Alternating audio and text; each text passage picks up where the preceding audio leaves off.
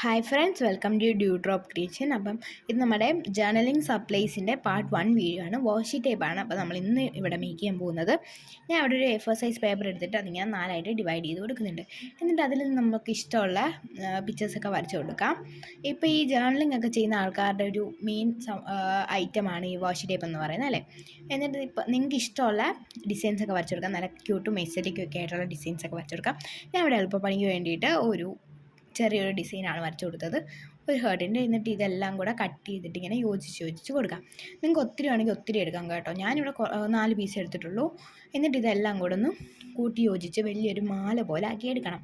എന്നിട്ടൊരു ചെറിയ കഷ്ണം പേപ്പർ എടുത്തിട്ട് ഇതങ്ങോട്ട് റൗണ്ടിൽ ഇങ്ങനെ ചുറ്റി ഒട്ടിച്ച് കൊടുക്കാം. ഇതിലാണ് നമ്മൾ ആ പേപ്പർ റോള് ചുറ്റിയെടുക്കാൻ പോകുന്നത്. എന്നിട്ട് ഇതിൻ്റെ എൻഡിൽ പശ തീർത്തിട്ട് അങ്ങോട്ട് ഒട്ടിച്ച് കൊടുക്കാം. ഞാനിവിടെ പശ ഇല്ലാത്ത വാഷി ടേപ്പാണ് ഉണ്ടാക്കുന്നത്. നമുക്കതിലേ ഉണ്ടാക്കാൻ പറ്റൂ. എന്നിട്ട് അതിങ്ങനെ ചുറ്റിയെടുക്കണം. ഈ വാഷി ടേപ്പ് ഉണ്ടാക്കുന്നതിൽ ഏറ്റവും വലിയ പണി എന്ന് പറയുന്നത് ഈ ചുറ്റലാണ്. അത്രേ ഉള്ളൂ, ബാക്കിയെല്ലാം എളുപ്പമാണ്. എന്നിട്ട് ഇത് സെക്യൂർ ആകാൻ വേണ്ടി ഞാനിങ്ങനെ സ്ക്രീനിൽ കാണിക്കുന്ന പോലെ ഒരു ചെറിയ പേപ്പർ എടുത്തിട്ട് അതൊന്ന് ജസ്റ്റ് ഒന്ന് ഒട്ടിച്ച് കൊടുത്താൽ മതി. അപ്പോൾ സെക്യൂർ ആയിട്ട് ഇരുന്നോളൂ. അപ്പോൾ ഇത്രേ ഉള്ളൂ നമ്മുടെ വാഷി ടേപ്പിൻ്റെ പരിപാടി. നന്നായിട്ട് നമുക്ക് വലിക്കാനൊക്കെ പറ്റുന്നുണ്ട്. അപ്പോൾ എന്തായാലും നിങ്ങൾ വീട്ടിൽ ഇത് ഉണ്ടാക്കി നോക്കുക. അപ്പം ലൈക്ക് ചെയ്യണം, മറക്കല്ലേ. Bye bye.